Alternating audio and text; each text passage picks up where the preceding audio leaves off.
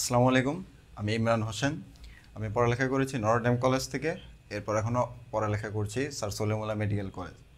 তোমাদের সবাইকে পড়তে এসোতে স্বাগতম। পড়তে এসো একটি এডুটেক প্ল্যাটফর্ম। এখানে আমরা তোমাদের পড়ালেখা নিয়ে কাজ করি। তোমাদের পড়ালেখা যাতে আরও সুগম হয়, আরও ভালো ফলাফল আসে তোমাদের, এই নিয়ে আমরা আছি। তো চলো পড়তে এসোর সাথে শুরু করি। এখানে ছবিটা দেখো, দেখেই বুঝতে পারছো আমি কোন চ্যাপ্টারটা শুরু করতে যাচ্ছি জুলজি চতুর্থ চ্যাপ্টার, যেটা হচ্ছে রক্ত ও সঞ্চালন, ব্লাড অ্যান্ড সার্কুলেশন। তো চলো, সার্কুলেশন, সঞ্চালন বা সংবহনতন্ত্র বলতে কি বোঝায়? সংবহন বলতে এমন একটা জিনিসে বোঝায়, বা সার্কুলেশন, যে একটি জায়গা থেকে সেটা ঘুরে যদি আবার সেম জায়গাতে ফিরে আসে, সেটা হচ্ছে আমাদের সার্কুলেশন। সার্কেল তৈরি করছে, তো সেটাকে আমরা বলতে পারি সার্কুলেশন। এইটাই হচ্ছে আমাদের সংবহন। এই প্রক্রিয়াতেই আমাদের দেহে যত কাজকর্ম আছে ব্লাড রিলেটেড, সেগুলো সব এই তন্ত্রের মাধ্যমে চলে। তো এই সংবহন তন্ত্রের ভেতর এখন আছে কী কী আছে সেগুলো দেখে নিই।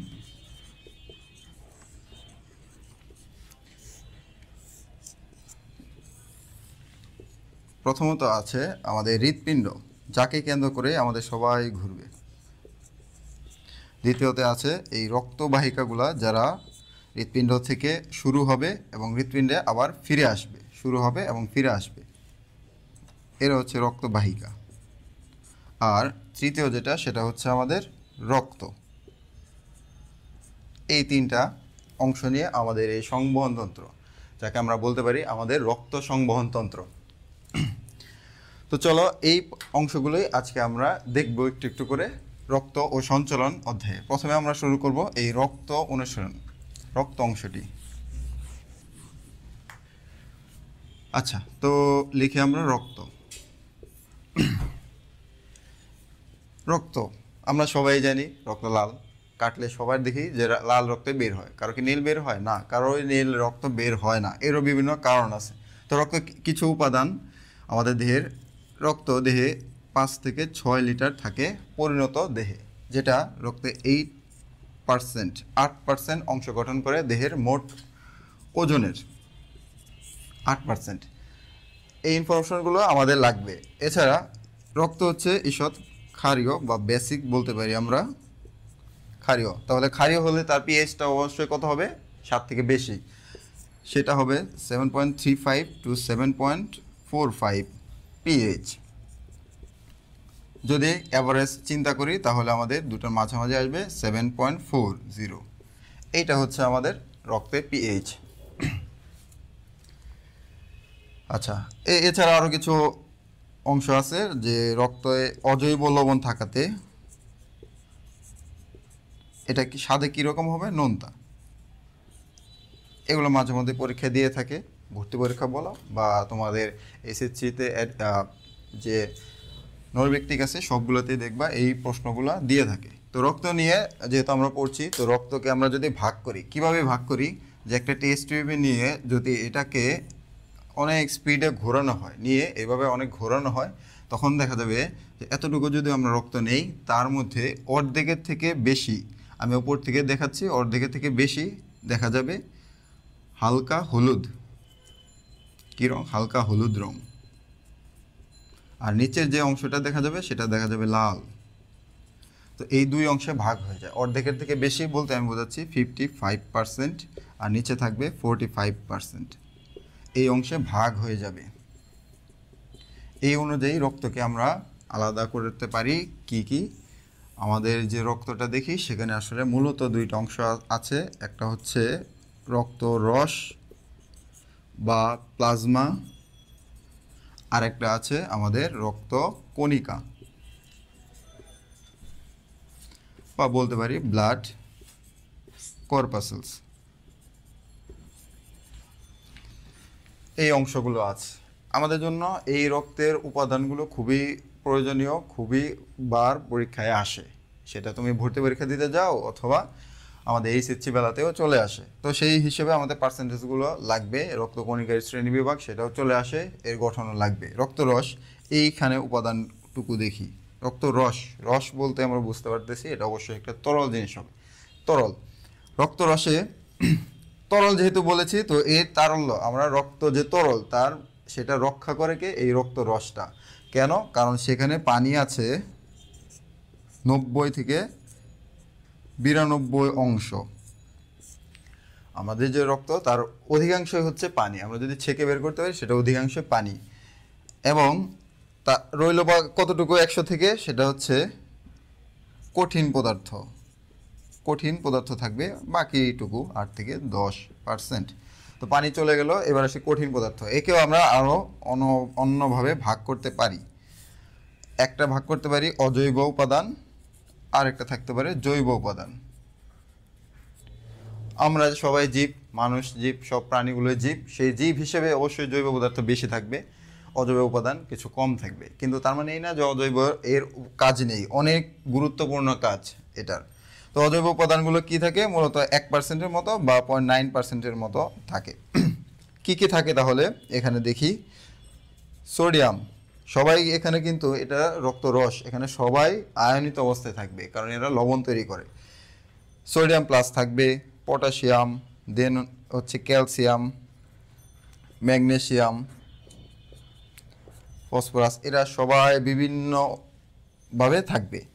এখন আসে জৈব উপাদান। জৈব উপাদানের বেলায় এটা কিছু ভাগ করা যায়। মনে রাখার জন্য কিছু উপায় আছে যে জৈব উপাদানগুলোকে আমরা লিখতে পারি, মনে রাখতে পারি যে খাদ্য উপাদান যেগুলো আছে সবগুলো আমাদের এখানেই থাকে। খাদ্য উপাদান কী কী? আমরা শর্করা, আমিষ, স্নেহ, ভিটামিন, খনিজ লবণ সবগুলোই এখানে আছে, পানি তো আছে। তো জৈব উপাদান যেগুলো, সেটার প্রথমে আমরা লিখতে পারি যে প্লাজমা প্রোটিন। প্রোটিন দিয়ে শুরু করব, প্লাজমা প্রোটিন। দেন হচ্ছে নাইট্রোজেন বর্জ্য। এছাড়া এক্সট্রা কিছু উপাদান থাকে যে আমাদের শর্করা, যেটা হচ্ছে খাদ্য উপাদান, সেটা এই রক্ত দিয়েই, রক্তরসের মাধ্যমেই চলাচল করে দেহের সারা অংশে ছড়িয়ে যায়। শর্করা, স্নেহ, এছাড়া আছে আমাদের হরমোন, এনজাইম, এসব কিছুই আমাদের হচ্ছে এই জৈব উপাদান হিসেবে রক্তরসের মাধ্যমে রক্তে সারা দেহে সঞ্চালিত হয়। প্লাজমা প্রোটিন, নাইট্রোজেন বর্জ্য, এই অংশগুলো আমাদের মনে রাখতে হবে। প্লাজমা প্রোটিনের ক্ষেত্রে আমাদের অ্যালবুমিন, গ্লোবিউলিন, এই সব কিছুই, ফাইব্রিনোজেন, প্রোথ্রম্বিন, এই 4টা বড় অংশ গঠন করে, এগুলো আমাদের জানতে হয়। নাইট্রোজেন গঠিত বর্জ্য যেমন xanthine, ammonia, urea, uric acid, সব থেকে বেশি পরিমাণে কোনটা থাকে? ইউরিয়া। এই সবগুলো আমরা যে পড়লাম সবগুলো আমাদের ছিল রক্তরস, বা আমরা প্লাজমা যেটা বলে থাকি, প্লাজমা বা রক্তরস। এবার আসি আমাদের রক্তকণিকা শ্রেণী বিভাগে, ক্লাসিফিকেশন অফ ব্লাড কর্পাসেলস। আচ্ছা, তো এইটুকুর জন্য একটু জায়গা করে নেই। ব্লাড কর্পাসেলস, এটা আমাদের কতটুকু ছিল? 45% of the whole blood. Blood কর্পাসেলসের ক্ষেত্রে আমরা দেখব, আচ্ছা এখানে একটা কথা আসে যে কর্পাসেল কেন বলছি, এরা কিন্তু সবাই এক একটা কোষ, কিন্তু আমরা ব্লাড বা রক্ত কোষ না বলে বলছি ব্লাড কর্পাসেলস। এর কারণ কি? এর অবশ্যই কারণ আছে। আমরা সাধারণত যেসব কোষ দেখি, কোষের বিভিন্ন গুরুত্বপূর্ণ কাজকর্ম আছে। যেমন এর নিউক্লিয়াস আছে, নিউক্লিয়াস থাকাতে এরা কোষ বিভাজন করতে পারে, কোষ মাইটোসিস করে এরা বিভাজিত হতে পারে। আবার এদের সাইটোপ্লাজমে বিভিন্ন অঙ্গাণু থাকে, অঙ্গাণু যেমন ribosome, Golgi body, endoplasmic reticulum, এই সব কিছু থাকাতে দেখা যায় আমাদের কোষের বিভিন্ন কার্যাবলী এরা সম্পন্ন করে থাকে। কিন্তু এই যে ব্লাড কর্পাসেলসগুলো দেখতেছি, এদের মধ্যে আমরা দেখব যে এরা কোনো কিছুই করে না, এরা কোষ বিভাজন করে বিভাজিত হয় না। শুরুতে যতগুলো থাকে ততগুলোই থাকে, এবং এদের ভিতর যে সাইটোপ্লাজম ছিল, সাইটোপ্লাজম যে অঙ্গাণুগুলা, এরা থাকে না। ঠিক আছে, এই কারণে এদেরকে আমরা বলতেছি রক্তকণিকা। কি কি আছে আমরা সবাই এগুলো জানি, যে লোহিত রক্তকণিকা, শ্বেত রক্তকণিকা, আর হচ্ছে অনুচক্রিকা। লোহিত রক্তকণিকা লাল দেখা যায়, এই কারণে লোহিত মানে লাল বা রেড ব্লাড সেল আমরা আরবিসি নামে চিনি। শ্বেত রক্তকণিকা, এটা আসলে শ্বেত না, এটা বর্ণহীন থাকাতে আমরা পানিকে যেমন সাদা বলি, সেরকমভাবে নামটা চলে এসেছে শ্বেত বা হচ্ছে হোয়াইট ব্লাড সেল, WBC। আর অনুচক্রিকা, রক্তের মধ্যে এই গুড়ি উপাদান কিছু দেখা যায়, এইগুলো হচ্ছে আমাদের অনুচক্রিকা অনু নাম দেওয়া হয়েছে এই কারণেই। এগুলা আরেক নাম হচ্ছে আমরা বলতে পারি প্লাটিলেট। আচ্ছা, এই চারটুকুই আমাদের রক্তের উপাদানের মধ্যে লাগে। ঠিক আছে, চলো এবার অন্য জায়গায় যাই।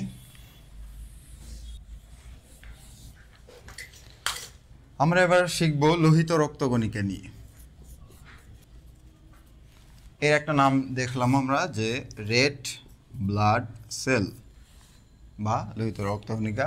এর আরেকটা নাম আছে, সেটা হচ্ছে এরিথ্রোসাইট। সাইট অংশ বলতে আমরা বুঝি কোষ, এরিথ্রো অংশই হচ্ছে লাল, এটা লাল বোঝায়। তো লাল কোষ দিয়ে এর নামটা চলে আসছে এরিথ্রোসাইট বা লোহিত রক্তকণিকা, রেড ব্লাড সেল। আচ্ছা, এর আকৃতির ক্ষেত্রে আমরা দেখব যে এটা নির্দিষ্ট আকৃতি, অন্য কোনোটারই আকৃতি নেই, শুধু ও লোহিত রক্তকণিকার নির্দিষ্ট আকৃতি আছে। কীরকম? এটা থাকবে হচ্ছে গোল এবং দ্বি অবতল চাকতির মতো, এই নির্দিষ্ট আকৃতি নিয়ে থাকে। দ্বি অবতল চাকতি কি? যদি এই পাশ থেকে দেখি ওপর থেকে তাহলে মনে হবে গোল, আর যদি এইরকমভাবে দেখি তাহলে মনে হবে যে দুই পাশে চেপে গেছে, ভেতরের দিকে দুই পাশে চেপে গেছে। যেমন মিস্টার ম্যাঙ্গো ক্যান্ডির এক পাশে একটু গর্ত থাকে, ওইটা যদি দুই পাশে যদি থাকতো গর্তটা, যেরকম দেখতে হতো, তুমি সবুজ রক্তকণিকা পেয়ে যেতে ওই মিস্টার ম্যাঙ্গো, কিন্তু সবুজ না, আমাদের লোহিত রক্তকণিকা হচ্ছে লাল। সেই হিসেবে মনে রাখতে পারো মিস্টার ম্যাঙ্গো দিয়ে যে লাল মিস্টার ম্যাঙ্গো, সেটাই হচ্ছে আমাদের লোহিত রক্তকণিকা। আচ্ছা, এর আকৃতি গেল, এবার আসি এর আয়ুষ্কাল। আয়ুষ্কাল থাকে 120 দিন। লোহিত রক্তকণিকার আয়ুষ্কাল 120 দিন এর আয়ুষ্কাল। এবং এর সংখ্যা, এই লোহিত রক্তকণিকা আমাদের রক্তে অনেক পরিমাণে থাকে। অনেক পরিমাণে থাকাতে দেখা যায় আমাদের রক্তে যে লাল হয়, সেই লোহিত রক্তকণিকার কারণেই মূলত লাল হয়, কারণ এটা প্রাচুর্যতা বেশি। সংখ্যা দেখা যায় বয়স ভিত্তিতে বিভিন্নভাবে বিভিন্ন সময়ে বিভিন্ন রকম হয়। যদি আমরা ভ্রূণদেহে বলি, বা আমরা যখন মায়ের পেটে ছিলাম ভ্রূণদেহে দেখার সময়, তখন আমরা দেখব এর লোহিত রক্তকণিকা অনেক বেশি। বয়স যত জন্মের পর বয়স যত বাড়বে, তখন দেখব যে আমাদের লোহিত রক্তকণিকার পরিমাণও ধীরে ধীরে কমছে। ভ্রূণদেহে আমরা দেখব 80 থেকে 90 লাখ। আবার জন্মের পর আমরা শিশু দেহে দেখব 80 থেকে 90, এটা থাকবে 60 থেকে 70 লাখ। শিশু বড় হয়ে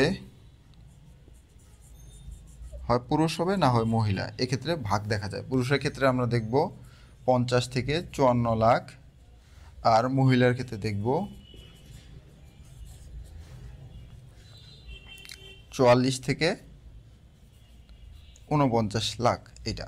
আচ্ছা, এবার পুরুষ আর মহিলার কেন পার্থক্য হলো? সবই তো আগে শিশু দেহে ছিল, পুরুষ মহিলা কেন পার্থক্য হয়ে গেল? কারণ একটাই, পুরুষের ক্ষেত্রে টেস্টোস্টেরন থাকে, যেটা মহিলাদের ক্ষেত্রে থাকে না। এবং টেস্টোস্টেরন আমাদের লাল অস্থিমজ্জা, লোহিত রক্তকণিকা কোথায় তৈরি হয়? লাল অস্থিমজ্জা। লোহিত রক্তকণিকার এই লাল অস্থিমজ্জাকে উত্তেজনা দেয় আমাদের এই টেস্টোস্টেরন। লাল অস্থিমজ্জাকে উত্তেজনা দেওয়ার কারণে দেখা যায় এই লোহিত রক্তকণিকা অনেক বেশি পরিমাণে তৈরি হয়। এই কারণে পুরুষের দেহে লোহিত রক্তকণিকার পরিমাণ বেশি থাকে, মহিলাদের টেস্টোস্টেরন না থাকাতে দেখা যায় এদের লোহিত রক্তকণিকা তুলনামূলকভাবে কম তৈরি হয়।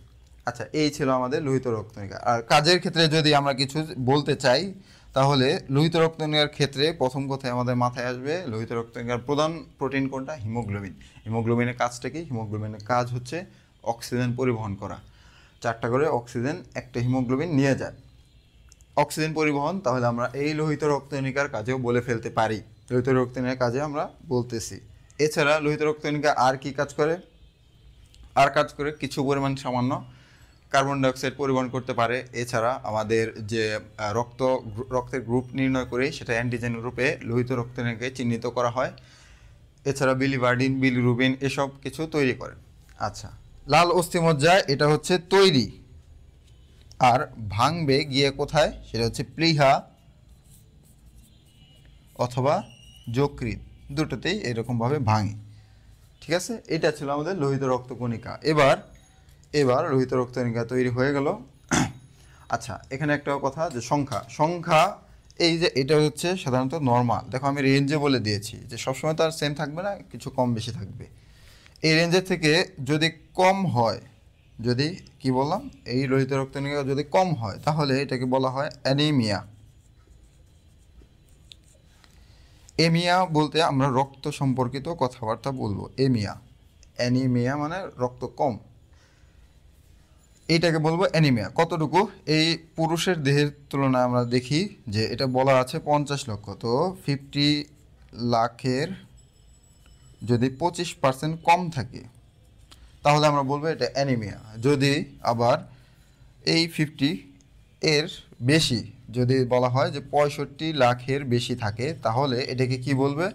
পলিসাইথেমিয়া।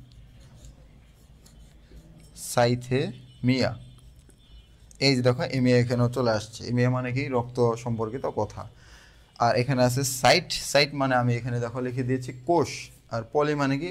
অনেক, প্রচুর। তো অনেক কোষ তৈরি হয়েছে, রক্তের কোষ। এই কারণে এই যে 65 লাখের থেকে যদি বেশি হয় সেটাকে আমরা বলবো পলিসাইথেমিয়া। এই ছিল আমাদের লোহিত রক্তকণিকার কথা।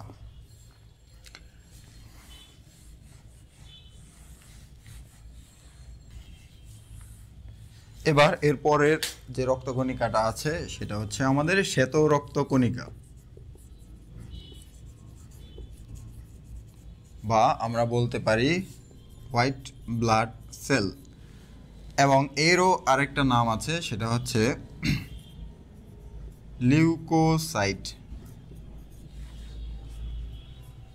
ঠিক আছে, এইটা হচ্ছে আমাদের শ্বেত রক্তকণিকা। আমি কিন্তু আগেই বলেছি শ্বেত মানে যে সাদা সেরকম না, এটা আসলে বর্ণহীন, সেই কারণে বোঝায়। তো আকৃতি এর কথা যদি আমরা বলতে চাই তাহলে এর আকৃতি থাকবে অনিয়তাকার। অনিয়তাকার মানে কি? নিয়ত মানে নির্দিষ্ট, অনিয়তাকার মানে অনির্দিষ্ট। এর কোনো নির্দিষ্ট আকার আকৃতি নেই। কিন্তু এর একটা জিনিস আছে, সেটা হচ্ছে নিউক্লিয়াস, যেটা অনুচক্রিকা বা লোহিত রক্তকণিকা যেটাই বলি না কেন সেক্ষেত্রে কোনোটারই নেই। তো এটার আছে নিউক্লিয়াস, নিউক্লিয়াস যুক্ত। আমি কিন্তু মুক্ত লিখিনি, লিখেছি যুক্ত। নিউক্লিয়াস, অনিয়তাকার নিউক্লিয়াস। এর আয়ুষ্কাল কত? এর আয়ুষ্কাল আমরা দেখব বিভিন্ন, এর শ্বেত রক্তকণিকার ভাগ আছে, তো বিভিন্নভাবে বিভিন্ন। সেটা যদি লোয়েস্ট বলি 2 দিন থেকে হাইস্ট যদি বলি তাহলে সেটা হবে 15 দিন। এই আয়ুষ্কালে এটা চলে। সংখ্যা থাকবে আমাদের 4000 থেকে 11000। যদি এটা গড় করি তাহলে কত হবে? 7500 অ্যাভারেজ। ঠিক, আমরা কিন্তু দেখেছিলাম লোহিত রক্তকণিকা ছিল লাখে, আর আমাদের শ্বেত রক্তকণিকা কিন্তু প্রতি ঘন মিলিমিটারে এটা কত? এটা হাজারে। তো অনেক পরিমাণ কম, কিন্তু এটা কিন্তু অনেক গুরুত্বপূর্ণ ভূমিকা রাখে আমাদের প্রতিরক্ষা ব্যবস্থায়। শ্বেত রক্তকণিকা ব্যবস্থা আমাদের আণুবীক্ষণিক সৈনিক বলা হয় শ্বেত রক্তকণিকায়। আচ্ছা, এই ছিল সংখ্যা। এর কাজ বিভিন্নটা বিভিন্নভাবে ভাগ করতে পারি আমরা, সেই অনুযায়ী আমরা ভাগ দেখব একটু পর। তাহলে সবগুলো আমরা যদি ভাগ দেখি তাহলে দেখব সবগুলো আমরা সহজে বলে ফেলতে পারছি। কি ভাগগুলো কি কি, সেই ভাগগুলোই আমি এখন লিখব।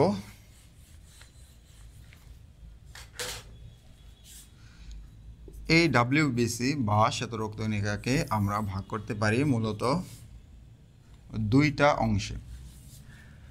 একটাকে বলতে পারি গ্রানুলোসাইট।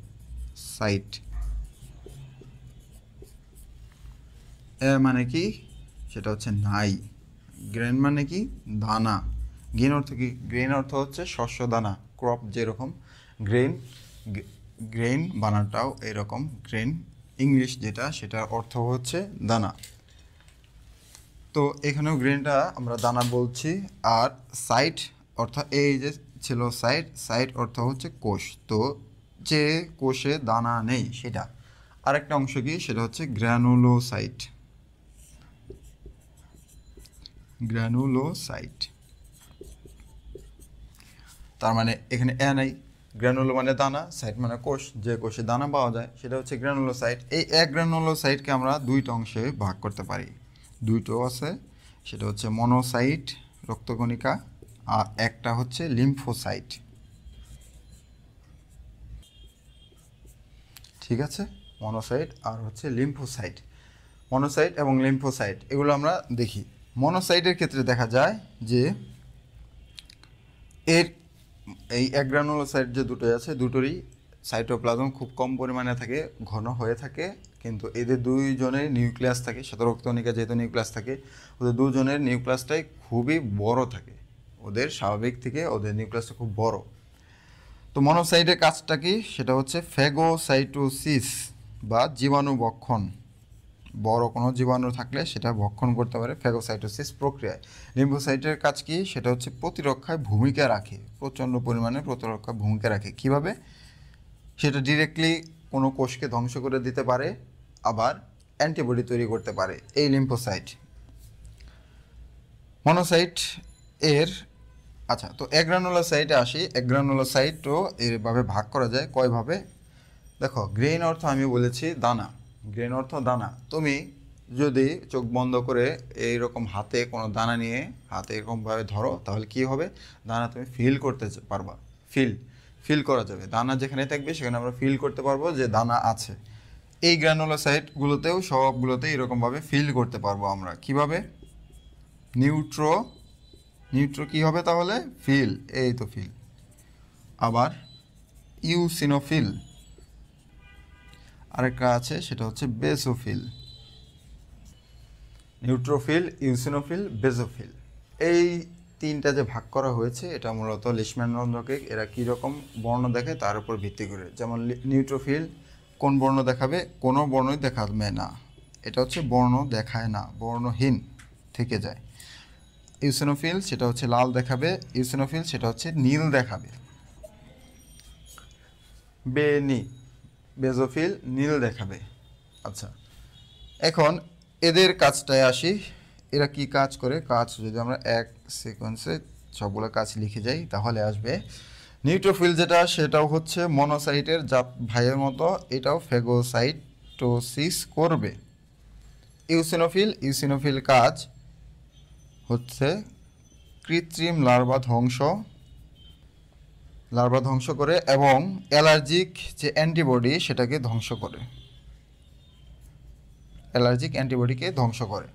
বেসোফিলের কাজ কি, বেসোফিল দুইটা জিনিস ক্ষরণ করে, একটা হচ্ছে হেপারিন, এইচ দিয়ে দুটো, হেপারিন, আর একটা হচ্ছে হিস্টামিন। হেপারিন এর কাজ কি, হেপারিন একটি অ্যান্টিকোয়াগুলেন্ট, রক্তে ভেতরে রক্তবাহিকা যেমন ধমনী শিরা এর ভেতরে জমাট বাঁধতে দেয় না। হেপারিন যদি উপস্থিত থাকে তাহলে রক্ত জমাট বাঁধবে না। হিস্টামিনের কাজ কি, এটার প্রতিরক্ষায় কাজ করে, যখন আমাদের শরীরে বাইরে থেকে কোনো জীবাণু ঢুকবে তখন সে হচ্ছে একটা ভালো পরিবেশ তৈরি করে দেয়, যাতে আমাদের অন্য যেমন নিউট্রোফিল, মনোসাইট, এরা লিম্ফোসাইট এরা সবাই কাজ করতে পারে, সেই পরিবেশটা তৈরি করে দেয় আমাদের হিস্টামিন। ঠিক আছে, এরা এরকমভাবে ভাগ করতে পারি আমরা। তাহলে শ্বেতরক্তকণিকা মোট কয়টা দাঁড়ালো, সেটা হচ্ছে 5টা,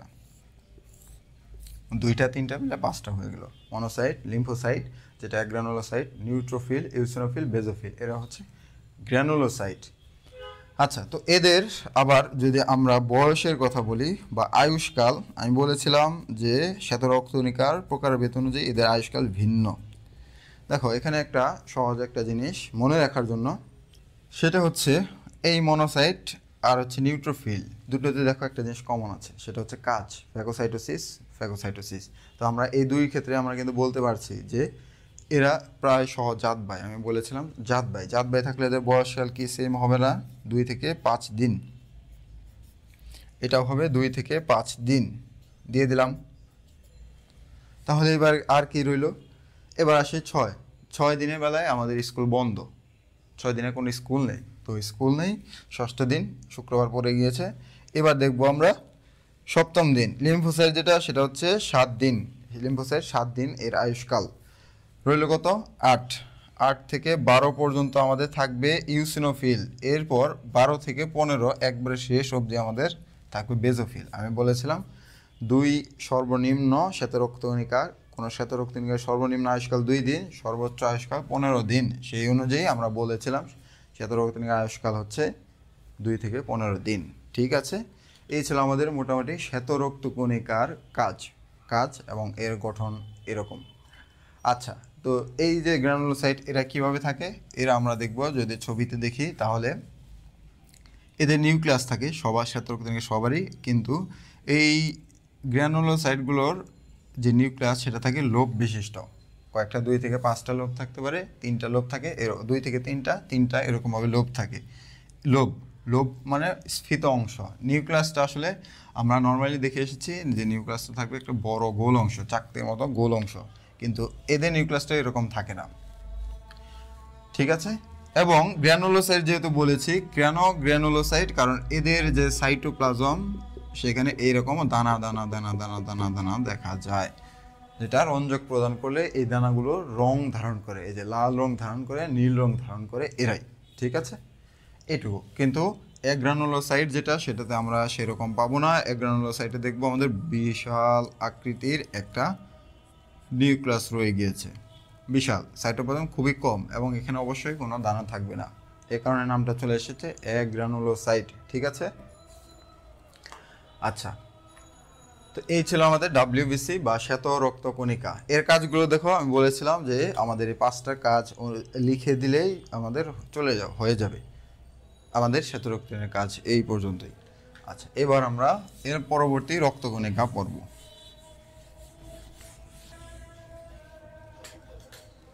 এর পরবর্তী কি ছিল? অনুচক্রিকা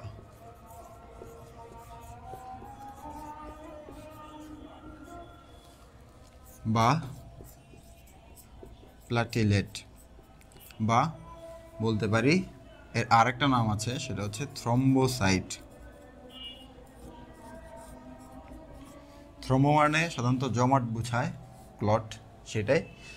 অনুচক্রিকা দেখবো আমরা কাজ শেষে, কাজে গিয়ে আমরা দেখবো যে এও হচ্ছে এরকম রক্ত জমাট বাঁধাতে পারে, এ কারণে এর নাম দেওয়া হয় থ্রম্বোসাইট। সাইট অর্থে কি তোমরাই জানো, সেটা হচ্ছে কোষ, থ্রম্বো মানে জমাট। আচ্ছা, তো অনুচক্রিকা এর ক্ষেত্রে আমরা আকৃতি কিরকম দেখব? এর আকৃতিও আমরা দেখব অনিয়তাকার, ঠিক আছে। অনিয়তাকার বলতে কি অনির্দিষ্ট। অনুচক্রিকারও এরকম কোনো নির্দিষ্ট আকৃতি নেই, এই কোনো নির্দিষ্ট আকৃতি ধারণ করে না। এর আয়ুষ্কাল কত দেখব? 5 থেকে 9 দিন। এর সংখ্যা সবাই যদি ডেঙ্গু পেশেন্ট দেখে থাকো, সবাই এই নর্মালি দেখা যায় সামনে বৃষ্টির দিনে সাধারণত জেনে থাকবা যে ডেঙ্গুর সময় বলে থাকে যে প্লাটিলেট এত হয়েছে, প্লাটিলেট এত হয়েছে, সেটাই রেঞ্জটা মনে রাখো তোমাদের জন্য সুবিধা। সেটা হচ্ছে 1.5 লাখ এর থেকে 4 লাখ পর্যন্ত, এইটা হচ্ছে স্বাভাবিক সংখ্যা। 1.5 লাখের নিচে নামলে তার মানে বোঝাচ্ছে সেখানে কোনো রকমের সংক্রমণ হয়েছে জীবাণু দ্বারা, তো অনুচক্রিকা সেই কাজে লেগে পড়েছে, এই কারণে কমে যাচ্ছে। আর বেশি হলেও সেটাও আবার রোগ বোঝায়। আচ্ছা, এই ছিল। আর এর কাজের ক্ষেত্রে আমরা দেখি কি কাজ করে অনুচক্রিকা। প্রথম কথা আমি বলে দিয়েছি থ্রম্বোসাইট নামটা কেন আসছে, কারণ হচ্ছে রক্ত জমাট বাঁধায়। সবসময় কিন্তু বাঁধাবে না, যখন কোনো জায়গায় কেটে যাবে তখন সেই রক্তপাতটা বন্ধ করার জন্য যে জমাট, সেটাই হচ্ছে রক্ত জমাট বাঁধাবে, সেটাকে বলা হয় প্লাটিলেট প্লাক।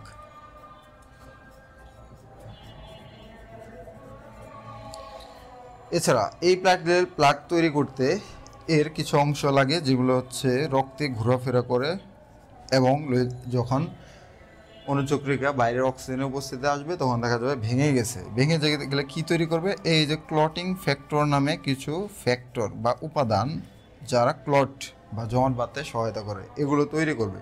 কে তৈরি করবে? অনুচক্রিকা কিন্তু কিছু ফ্যাগোসাইটোসিসও করে। কাদের করে? যারা হচ্ছে লার্ভা আছে, এছাড়া হচ্ছে ইমিউন কমপ্লেক্স, কার্বন কণা, এদেরকে দেখা যায় এই অনুচক্রিকা ফ্যাগোসাইটোসিস প্রক্রিয়ায় ভক্ষণ করতে পারে। অনুচক্রিকার কাজ মোটামুটি এই পর্যন্ত। এই দিয়ে আমাদের যে রক্ত রস, সেটা তো আমরা আগেই পড়েছি, এবং অনুচক্রিকা দিয়ে রক্তকণিকা, এগুলো আমাদের শেষ হয়ে গেল। আচ্ছা, রক্ত ও সঞ্চালন চ্যাপ্টারে এরপর রক্ত জমাট বাঁধা আছে, এই চ্যাপ্টারে তোমাদেরও আছে। রক্ত জমাট বাঁধা কে করে একটু আগে পড়ে আসলাম আমরা, সেটা হচ্ছে অনুচক্রিকা।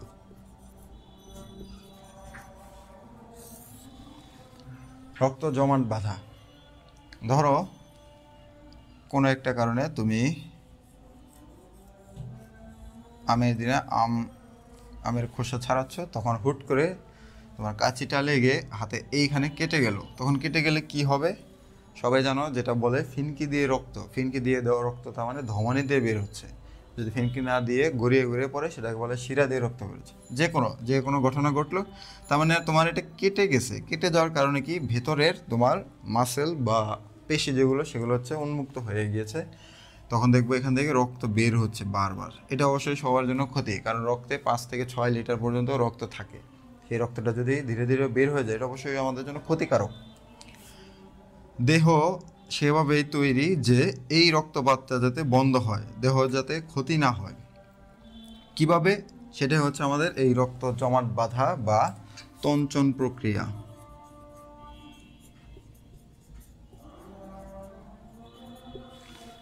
তঞ্চন প্রক্রিয়া কেটে গেল, কেটে যাওয়ার ফলে এইখানে কিছু কাজ করবে যাতে এই রকম একটা নেট তৈরি হয়। নেট তৈরি হয়ে গেলে কি হবে, আমাদের হাত থেকে রক্ত পড়বে না, রক্তপাতটা বন্ধ। আমাদের উদ্দেশ্য সেটা রক্তপাত বন্ধ। তো এই রক্ততঞ্চন প্রক্রিয়ায়, যে প্রক্রিয়ায় আমাদের রক্তপাতটা মন্থর হয় এবং ধীরে ধীরে বন্ধ হয়ে যায়, সেটাকে বলা হয় হিমোস্টেসিস। স্টেসিস মানে কি? হিমোস্টেসিস, স্টেসিস মানে স্থির, স্থির হয়ে থাকা, বন্ধ হওয়া। হিমো মানে কি? রক্ত বোঝায়। সেটাই হচ্ছে আমাদের এই রক্তপাত, হিমোস্টেসিস। হোমিওস্টেসিস না কিন্তু আবার। আচ্ছা, তো এটা আবার কিছু প্রক্রিয়ায় হয়, এর জন্য আমাদের কিছু প্রিরিকুইজিট বলে বা আগে থেকে কিছু উপাদান লাগে।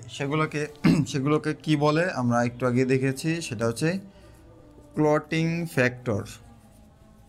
যারা এই পুরো, এটা একটা দীর্ঘস্থায়ী প্রক্রিয়া, একটু সময় লাগে, সেই সময়টা এরাই দেয়। এদের তৈরি হতে সময়টা লেগে যায়। ক্লটিং ফ্যাক্টর মোট কতগুলো আছে? 13টি। এর থেকে আমাদের 4টা প্রধান। কি কি যদি আমরা দেখি, প্রথমটা হচ্ছে ফাইব্রিনোজেন, দ্বিতীয়টা হচ্ছে প্রোথ্রম্বিন, তৃতীয়টা হচ্ছে থ্রম্বোপ্লাস্টিন, চতুর্থ হচ্ছে ক্যালসিয়াম আয়ন। ক্যালসিয়াম না কিন্তু, ক্যালসিয়াম আয়ন। এই 4টা যদি আমরা একটা নেমনিক দিয়ে মনে রাখি যে ফুল পরে টুপ করে,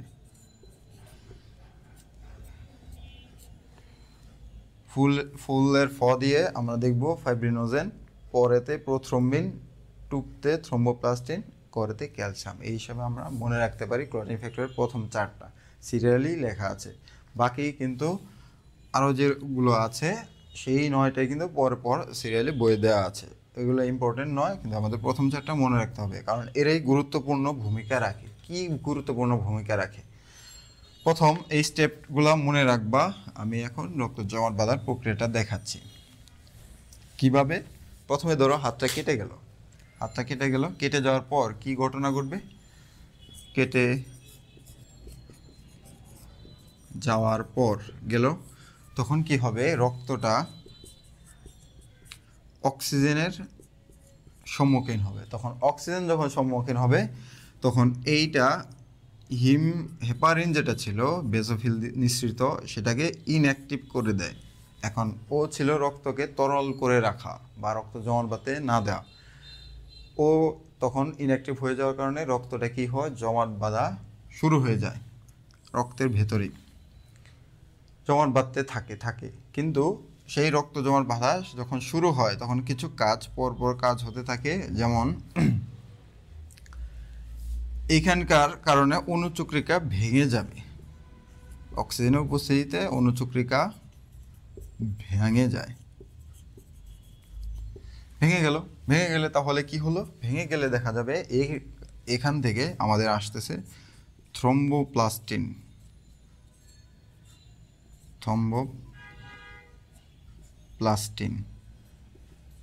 এই থ্রম্বোপ্লাস্টিনটা দেখবো আমরা, আমাদের কিন্তু প্লাজমা প্রোটিনের যে প্রোথ্রম্বিনটা ছিল সেটাকে এই থ্রম্বোপ্লাস্টিন সাথে নিবে ক্যালসিয়ামকে। 3 নাম্বার এবং 4 নাম্বার মিলে দ্বিতীয় যে ক্লটিং ফ্যাক্টর ছিল সেটা দ্বিতীয়টা প্রোথ্রম্বিনটাকে থ্রম্বিন করবে।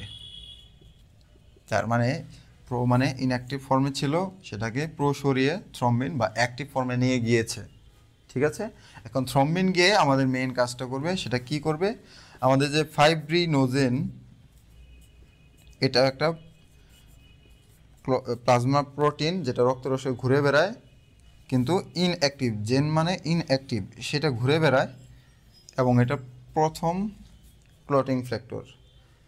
জেনটা দূর হয়ে সেটা শুধু ফাইব্রিন তৈরি করবে, ফাইব্রিন, সেই ফাইব্রিন মনোমারটা ধীরে ধীরে আস্তে আস্তে একটার পর একটা এরকম গিয়ে পলিমার তৈরি করবে, পলিমার লম্বা সুতো তৈরি করবে, সেই সুতোগুলো আস্তে আস্তে জমাট বাঁধতে বাঁধতে ফাইব্রিন জালক তৈরি করবে। ঠিক আছে, তার মানে তোমার হাতে এই তো বলেছিলাম যে এখানে একটি জালের মতো তৈরি করবে, সেই জালটাই হচ্ছে আমাদের ফাইব্রিন জালক। ফাইব্রিন জালকের কারণে দেখা যাবে যে রক্তটা আর বের হতে পারছে না, এভাবে আর কি আমাদের ফাইব্রিন বা রক্তটা জমাট বাঁধে। ঠিক আছে, এখন এখানে একটু কথা আছে যে রক্ত জমাট বাঁধতে রক্তক্ষরণকাল,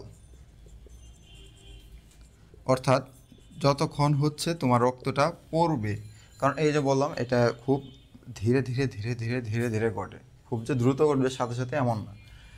রক্তক্ষরণকাল তার মানে কিছু রক্ত তোমার বের হয়ে যাবে, এটা কত 1 থেকে 4 মিনিট। মাঝে মধ্যে এডিশন চেঞ্জ হয় বইয়ের, আজমল স্যারে, তখন দেখা যায় স্যারও চেঞ্জ করে দেন, 1 থেকে 4 মিনিট বলছে, আবার 1 থেকে 3 মিনিটও ছিল, 1 থেকে 5 মিনিট হতে পারে। 1 থেকে 4 মিনিট আমরা ধরি, 4 মিনিট এরকমভাবে ক্ষরণ হবে, রক্তটা বের হতে থাকবে। তখন এই প্রক্রিয়া ধীরে ধীরে শুরু হয়ে গেছে, যাওয়ার পর দেখা যাবে যে রক্ত তঞ্চনকাল মানে জমাট বাঁধতে লাগবে। এখনও কিন্তু এই 5 থেকে 8 মিনিট যে বলছি, বা 4 থেকে 8 মিনিট, এই সময়ে কিন্তু আমাদের রক্তটা জমাট বাঁধা ছিল, জমাট বাঁধা শুরু হয়েছে গিয়ে, তখন হচ্ছে রক্ত জমাট বেঁধে যাবে। এইটুকু ছিল আমাদের রক্ত তঞ্চন প্রক্রিয়া। এবার চলে আসি, দেখো এই যে মোচার মতো একটা অংশ দেখে আমরা শুরুতেই বলেছিলাম কিসের মতো দেখতে, সেইটাই আমরা এখন পড়ব। কি পড়ব তাহলে? হৃৎপিণ্ড, অর্থাৎ হার্ট, যেটা নিয়ে সবাই ব্যস্ত। ঠিক আছে, হৃৎপিণ্ড। হৃৎপিণ্ড হৃৎপিণ্ড আসলে সবাই দেখি বুকের এখানে হাত দিলে দুকবুক দুকবুক করতেছে, চিরকাল চলতেছে, কখনোই থামে না। হয়তো মাঝে মধ্যে যদি থেমে যায়, একবার যদি থামাইতে পারো তাহলে তোমার চালাইতে হবে না, একবারের জন্যই তখন থেমে যাবে।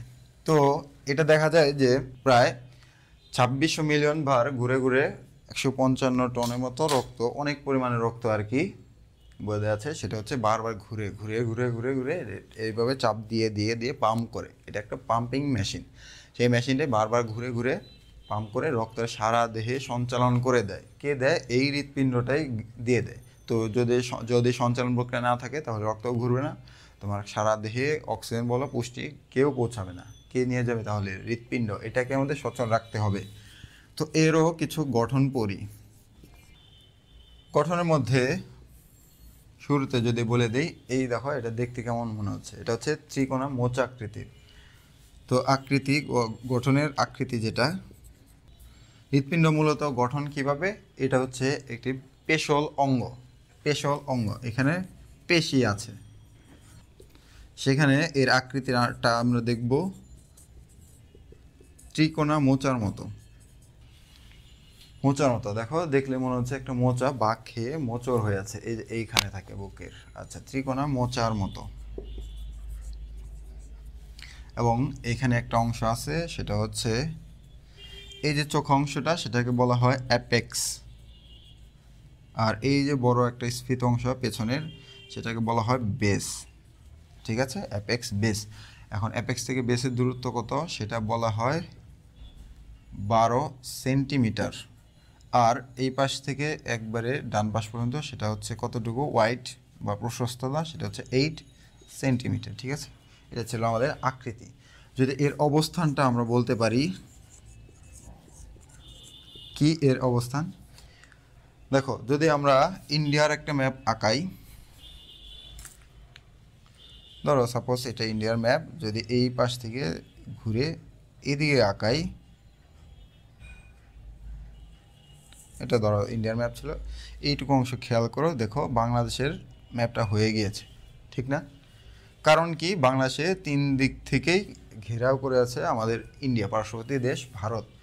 ঠিক সেভাবেই আমাদের যদি বুক গহ্বর বা বক্ষ গহ্বরটা আঁকাই তাহলে দেখা যাবে এরকমভাবে দুটো ফুসফুস ঘেরাও করে আছে, নিচে একটা পেশি আছে। দেখো, তার মানে এই তো হার্টের আকৃতি পুরো হয়ে গিয়েছে। এইখানেই তোমরা হচ্ছে এরপরের চ্যাপ্টার গিয়ে এমন একটা ছবি পাবে, তাহলে বুঝতে পারবে, মনে রাখতে পারবে এর অবস্থানটা কোথায়। এইটুকু আমি এঁকেছি বক্ষ গহ্বর, কারণ এই যে পেশিটা সেটা হচ্ছে মধ্যচ্ছদা বা ডায়াফ্রাম, এর উপরের অংশটা হচ্ছে বক্ষ গহ্বর, নিচে উদর গহ্বর। বক্ষ গহ্বরের ভেতর দুই ফুসফুসের মাঝে এবং আমি যে মধ্যচ্ছদে এঁকেছি এর ওপরে এর অবস্থান সহজে মনে রাখতে পারবা ছবি দেখলেই। তুমি নিজেই বলতে পারবে এটা কোথায় অবস্থান, ঠিক আছে? ফুসফুসের দুই ফুসফুসের মাঝে আর মধ্যচ্ছদার ওপরে বক্ষ গহ্বরের মধ্যে হচ্ছে এর অবস্থান। কার অবস্থান? হৃৎপিণ্ড, পেশির অঙ্গ হৃৎপিণ্ডের অবস্থান। এবং হৃৎপিণ্ডে বলেছিলাম এই যে চোখ অংশ বা অ্যাপেক্সটা কোথায় থাকে? অ্যাপেক্সটা থাকে আমাদের বাম পাশে, বাম পঞ্চম পাঁজরের মাঝে। সবটুকুতেই হাত দিলে তুমি শুনবা না, কিন্তু এক জায়গায় নিচের দিকে দিতে দিতে দেখবা যে খুব জোরে বিট করতেছে বা শব্দ হচ্ছে, সেটা হচ্ছে আমাদের পঞ্চম পাঁজর। এখানে হচ্ছে আমাদের এই অ্যাপেক্স বা চূড়াটা অবস্থান, হৃৎপিণ্ড, এখানে আওয়াজটা বেশি হয়। আচ্ছা, এইটুকু ছিল আমাদের হৃৎপিণ্ডের অবস্থান। এবার যদি আমরা এই হৃৎপিণ্ডের আবরণটা দেখি, দেখো এই তো আমি হৃৎপিণ্ডটা আঁকলাম, একটা বাঁকা একটা অংশ বাম দিকে সরে আছে। পেরিকার্ডিয়াম, হৃৎপিণ্ডের আবরণকে সমগ্রভাবে বলা হয় পেরিকার্ডিয়াম। পেরিকার্ডিয়াম, তন্তুময় পেরিকার্ডিয়াম কিভাবে থাকে? এর বাইরে একটা অংশ জুড়ে থাকে, তন্তুময় পেরিকার্ডিয়াম, ঠিক আছে? আরেকটা অংশ সেটা হচ্ছে সেরাস পেরিকার্ডিয়াম। সেরাস পেরিকার্ডিয়াম কিভাবে থাকে? এর ভেতরে থাকে, কিন্তু সেরাস পেরিকার্ডিয়ামটা আবার দুই ভাগে থাকে। কিভাবে? বাইরের যে অংশটা সেটাকে আমরা বলবো প্যারাইটাল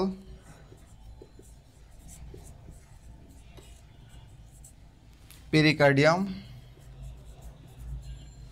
আর যেটা হচ্ছে হৃৎপিণ্ডের গায়ে গায়ে, এই যে ধরো এটা হচ্ছে আমি প্যারাইটাল পেরিকার্ডিয়াম আঁকাচ্ছি, এটা সিরাস পেরিকার্ডিয়ামও বলতে পারি। আর আরেকটা হচ্ছে ভিসেরাল পেরিকার্ডিয়াম। তাহলে ভিসেরাল পেরিকার্ডিয়াম মানে কি? ভিসেরা মানে হচ্ছে এরকম অঙ্গ বোঝায়। তো হৃৎপিণ্ড একটা অঙ্গ, ওর গায়ে একবারে ঘেঁষে তুমি কেটেও আলাদা করতে পারবে না, সেই পেরিকার্ডিয়ামটাই হচ্ছে আমাদের ভিসেরাল পেরিকার্ডিয়াম, ঠিক আছে? তো একটা তন্তুময় পেরিকার্ডিয়াম, সেরাস পেরিকার্ডিয়াম, সেরাসের ভিতরে আবার দুইটা, বাইরে যেটা সেটা হচ্ছে প্যারাইটাল পেরিকার্ডিয়াম, ভিতরে হচ্ছে ভিসেরাল পেরিকার্ডিয়াম। এখন দেখো, প্যারাইটাল এবং ভিসেরাল এই দুটোর মাঝে একটা ফ্লুইড থাকে, ফ্লুইড বা তরল, সেটাকে বলা হয়, যেহেতু পেরিকার্ডিয়ামের ভেতরে, তো বলা হয় পেরিকার্ডিয়াল ফ্লুইড। এর উপকারিতা কি? হার্ট দেখো সবসময় কিন্তু পাম্প করছে, মোচড় দিচ্ছে বারবার।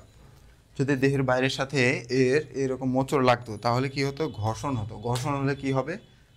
শক্তি ক্ষয় হবে, তখন হার্টেরও এক্সট্রা কিছু শক্তি দিতে হবে। তখন এর কারণে দেখা যাচ্ছে উপরওয়ালা পেরিকার্ডিয়াল ফ্লুইডটা দিয়ে দিয়েছে, যাতে ঘর্ষণ লাগলেও একটা ফ্লুইড বা লুব্রিকেন্ট হিসেবে কাজ করে আমাদের ঘর্ষণটা কম লাগে, কারণ হৃৎপিণ্ড তো আজীবন চলবে। এই কারণে এর আবরণের ভেতর দেখা যায় পেরিকার্ডিয়াল ফ্লুইড থাকে। এখন চলো হৃৎপিণ্ড এর প্রকোষ্ঠগুলো দেখি। হৃৎপিণ্ডে আমরা দেখব 4টা প্রকোষ্ঠ। যদি এইভাবে আঁকাই তাহলে আমরা কি দেখব? 4টা প্রকোষ্ঠ। একটা হচ্ছে ওপরের যেগুলো, সেগুলোকে বাংলায় বলা হয় অলিন্দ বা অ্যাট্রিয়াম, আর নিচের যে দুটো সেটাকে বলা হয় নিলয় বা ইংরেজিতে বলে ভেন্ট্রিকল, ঠিক আছে, অলিন্দ এবং নিলয়। এবং দেখো এখন এটা বাম বা ডান সেই হিসেবে নামকরণ করা হয়, যে বাম অলিন্দ বাম নিলয় বা ডান অলিন্দ ডান নিলয়। কিন্তু এই বাম ডান কিন্তু তুমি যখন হাতে লিখবা তার কিন্তু উল্টো হবে। কেন? কারণ মেডিকেল সায়েন্সে এটা আমরা যখন একটা ভিসেরাকে মানে অঙ্গগুলোকে দেখি তখন দেখবো আমরা আমাদের সামনে যে পেশেন্ট বা রোগী আছে তাকে কীরকম মনে হচ্ছে সেটুকু আমাদের জানতে হবে। সেই হিসেবে যদি তুমি তোমাকে চিন্তা করো তাহলে দেখো আমার কিন্তু ডান পাশে হয়ে যাচ্ছে, এই সাইডটা কিন্তু তুমি দেখলে আমাকে মনে হবে ডান পাশে, ঠিক না? তো আমি বলতে পারি এই ডান দিকে, তুমি বলবে তোমার বাম, কিন্তু আমি বলবো আমার ডান। তো আমার ডান দিকে যেটা আছে সেটাকে আমি রোগীর বা পেশেন্টের যে ডান দিকে আছে সেটাকে বলবো ডান অলিন্দ, সেইভাবে ডান নিলয়। এটা ডান সরি এটা হবে বাম অলিন্দ, এটা বাম নিলয়, ঠিক আছে? ডান অলিন্দ বাম অলিন্দ, ডান নিলয় বাম নিলয়, এইভাবে আমরা ভাগ করতে পারি, ঠিক আছে? বোঝা গেল? তো ডান অলিন্দ, ডান অলিন্দ এর বেলায় এর কিছু উপাদান আছে। কীরকম? আমরা যদি ছবিগুলোকে একটু মুছে দিই, ভালো করে একটা ছবি আঁকাই, ধরো এরকম গিয়ে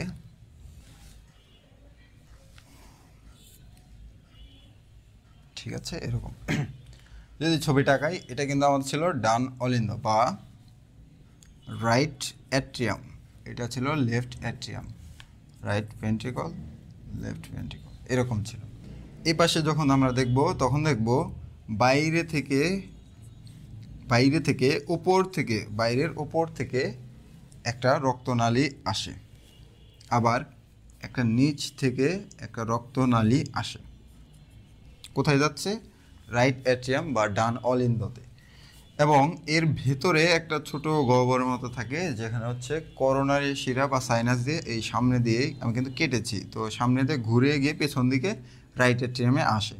এই তিনটা জায়গা থেকে রক্ত অলিন্দে আসে। অলিন্দের কাজ ডান বলো বাম বলো, কাজই হচ্ছে শিরাগুলো থেকে রক্ত নিয়ে হার্টে আসা, হার্টে রক্তটা চলে আসা পাম্প করে, সেটা হচ্ছে আমাদের অলিন্দ বা অ্যাট্রিয়ামের কাজ।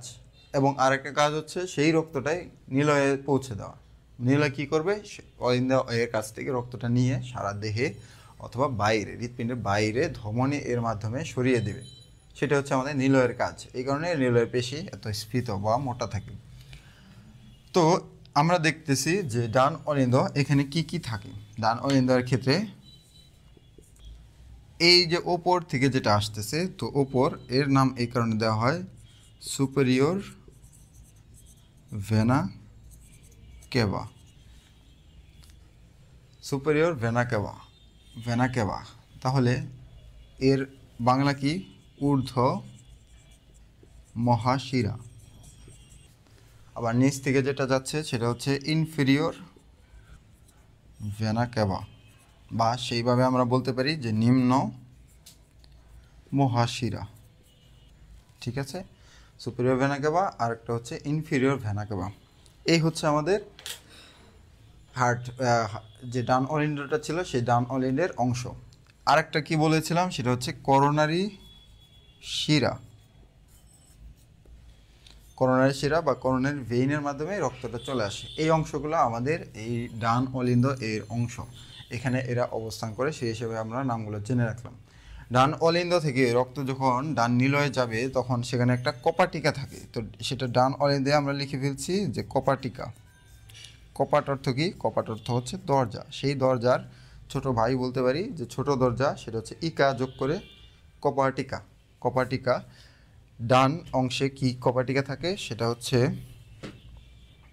ডান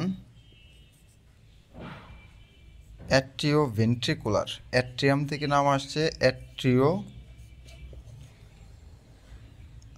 আর ভেন্ট্রিকল থেকে আসছে ভেন্ট্রিকুলার। দুটো যেহেতু সংযোগ ঘটাচ্ছে এই কারণে আমরা লিখতেছি অ্যাট্রিও ভেন্ট্রিকুলার কপাটিকা, ঠিক আছে? এ হচ্ছে আমাদের অ্যাট্রিওভেন্ট্রিকুলার কপার্টিকা। এই যে এখানে দেখো এর নাম আরেকটা দেয়া যায় কিভাবে, এখানে দেখা যায় তিনটা কাস্প দেখা যায়, একটা দুটো তিনটা কাস্প দেখা যাওয়ার কারণে একে আরেক নাম বলা হয়, সেটা হচ্ছে ট্রাই কাস্পিড কপার্টিকা বা কপার্টিকা, ইংরেজি হচ্ছে ভালভ। তো ট্রাইকাসপিড ভালভ, ঠিক আছে, মনে থাকবে ট্রাইকাসপিড ভালভ, অথবা বলতে পারি ডান অ্যাট্রিওভেন্ট্রিকুলার কপার্টিকা, রাইট অ্যাট্রিওভেন্ট্রিকুলার ভালভ। ডান অলিন্দ শেষ হয়ে গেল আমাদের। এখন আসি যে আমাদের বাম অলিন্দ। এখন বাম অলিন্দে আমরা কি দেখব? বাম অলিন্দে দেখব যে দুই জোড়া বা চারটা ফুসফুসীয় ধমনী, ফুসফুসীয় শিরা, ফুসফুসীয় বা পালমোনারি শিরা, কারণ সবাই অলিন্দে রক্ত নিয়ে আসে কারা নিয়ে আসবে? ফুসফুসীয় শিরা। কয়টা বলেছি? চারটা, এটা বই দেওয়া নাই কিন্তু মনে রাখবে এটা চারটা থাকে বা দুই জোড়া। ফুসফুসীয় শিরা ফুসফুস থেকে অক্সিজেন সমৃদ্ধ রক্ত এই বাম অলিন্দে নিয়ে আসার পর রক্ত তখন কি করে? অলিন্দ চাপ দিয়ে ফুলে গিয়ে চাপ দিয়ে তখন আবার এখানে একটা কপার্টিকা থাকে, সেই কপার্টিকা এর মাধ্যমে নিলয়ে পাঠিয়ে দেয়, ওর কাজই তাই। সেটা কোথায় যায় কপার্টিকা? এর নামটা আগেটা ছিল ডান অ্যাট্রিওভেন্ট্রিকুলার কপার্টিকা, এটা তাহলে সেভাবেই বাম, এটা বাম সাইড, বাম অ্যাট্রিওভেন্ট্রিকুলার কপার্টিকা।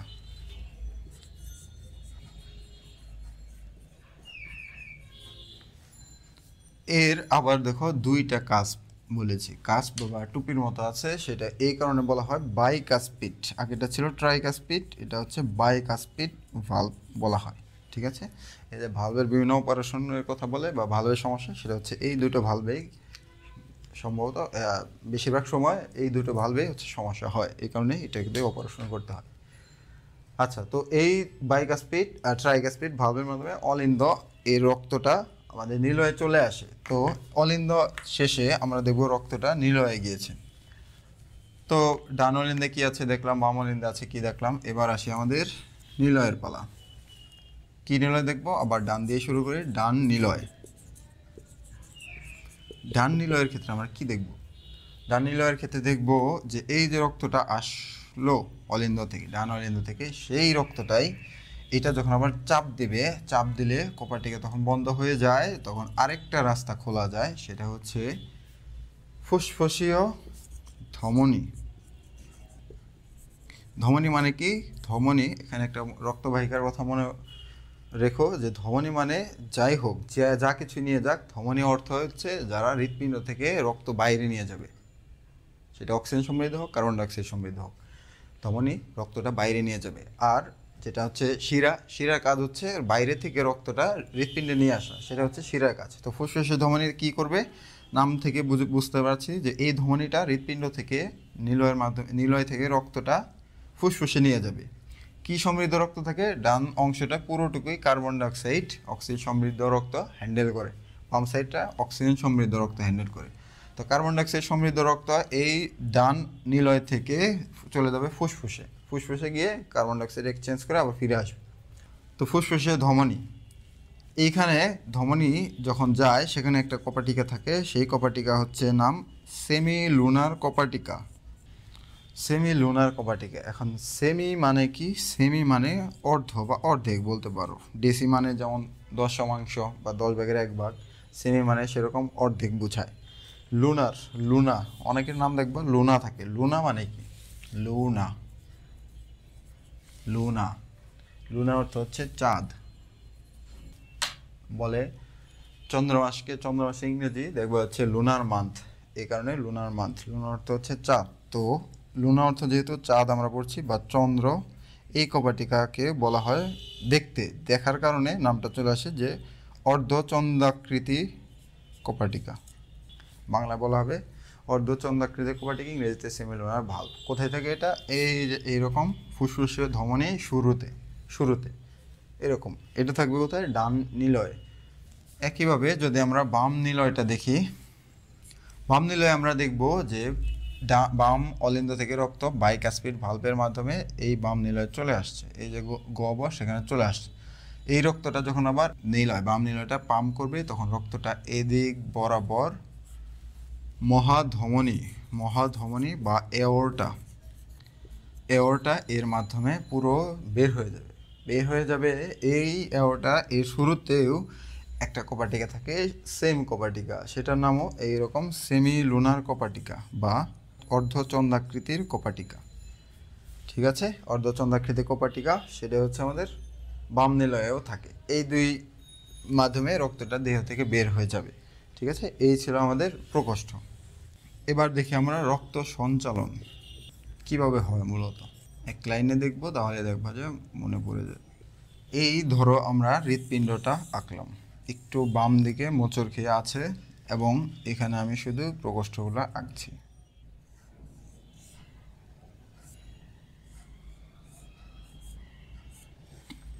এটা আমাদের হৃৎপিণ্ড এঁকে ফেললাম। এইটা হচ্ছে আমাদের right atrium, left atrium, right ventricle, left ventricle. ঠিক আছে, এভাবে আর কি। এখানে দেখো একটা ফ্লো আছে। আমি বলেছিলাম এখন চিন্তা করব সঞ্চালন প্রক্রিয়ায় হার্ট কিভাবে রক্তটা পাম্প করতেছে, কি কাজ হচ্ছে এখানে রক্তে। তার মানে অবশ্যই শুরুতে রক্তটা নিয়ে আসতে হবে। কোথায় থেকে নিয়ে আসবো? রক্তটা নিয়ে আসবো শিরা দিয়ে। কোথায়? অলিন্দে নিয়ে আসবো অবশ্যই। এই যে ওপরের বা ঊর্ধ্ব মহাশিরা আমরা আগের বার বলেছিলাম, সেটা হচ্ছে সুপেরিয়র ভেনা ক্যাভা, নিচেরটা ছিল ইনফিরিয়র ভেনা ক্যাভা। সুপেরিয়র ভেনা ক্যাভা এর মাধ্যমে হার্টের ওপরে যত অংশ আছে, হাত বলো, মাথা বলো, ঘাড়, সবটুকু থেকে রক্ত এই সুপেরিয়র ভেনা ক্যাভা দিয়ে ডান অলিন্দে আসতেছে।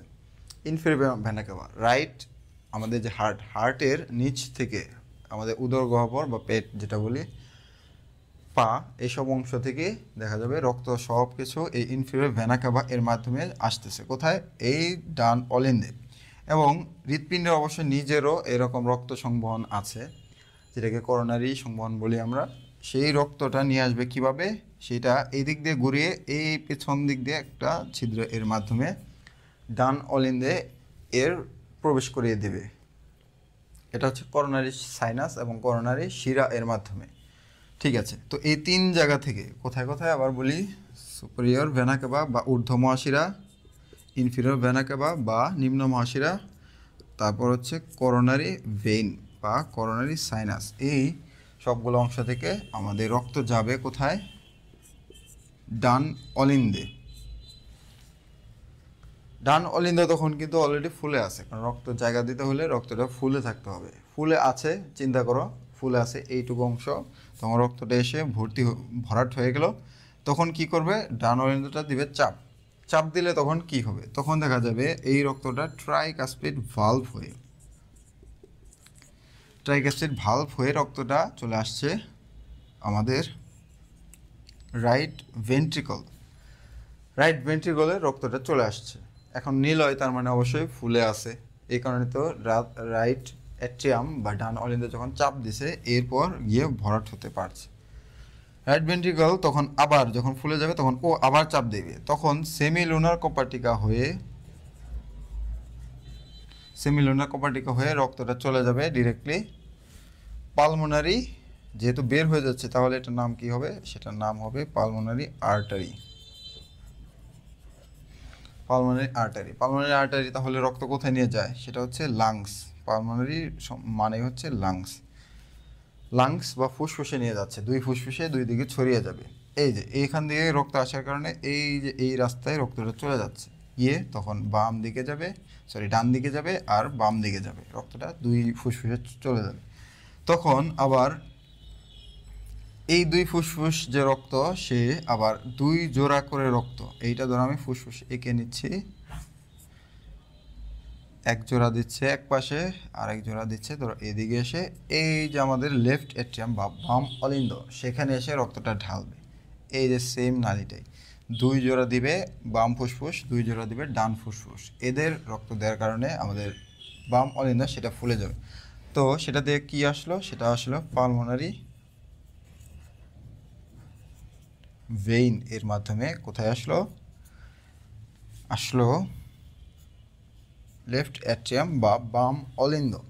বাম অলিন্দ তখন হচ্ছে ফুলে আছে, তখন বাম অলিন্দ চাপ দিবে, চাপ দিয়ে তখন আবার বাইকাসপিড ভালভ